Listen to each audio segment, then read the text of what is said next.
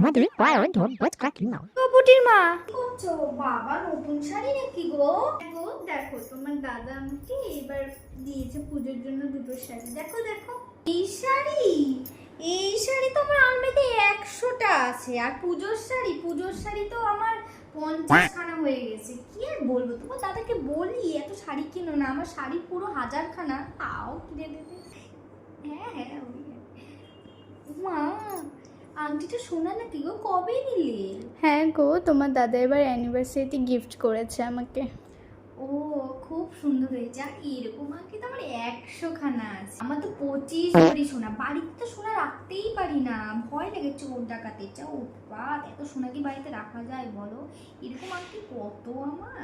আজকে না fried rice আর chilli chicken বানিয়েছি, তুমি খাবে নাকি বলো? তাহলে তুমি কি একটু এনে দিই? না না, ফ্রাইড রাইস আর চিলি চিকেন তো আমার তো প্রতিদিনই হয়, আজকেও হয়েছিল। আজকে তো মাটন কষা করেছি ফ্রাইড রাইস দিয়ে। তুমি খাবে নাকি বলো?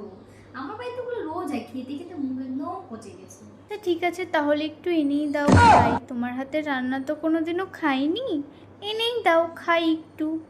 আরে দেবো দেবো, আমি কি বলেছি দেবো না? তোমাকে একদিন ভালো করে পাক করে খাওয়াবো। হ্যাঁ, আমাদের বাড়িতে তো ওগুলো অ্যাভেলেবেল সব সময়। আচ্ছা আমি যাই, হ্যাঁ তোমার দাদা আবার নাহলে খুব টেনশন করে আমাকে ছাড়া। আমি যাই। কি হয়েছে পটলার মা, তুমি এরকম করে রেগে আছো কেন? চুপ করো।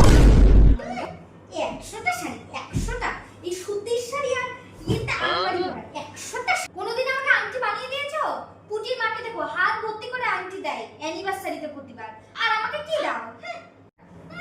Chilli chicken, fried rice, mutton কষা, বাসন্তী পোলাও, সারা জীবন ডাল ডাল ডালই খেয়ে গেলাম। মাসে একবার মাছ মাংস আনতে পারো না? অমুকের বউকে দেখো, সবার বউকে দেখো মাছ মাংস ভরে খাওয়ায়,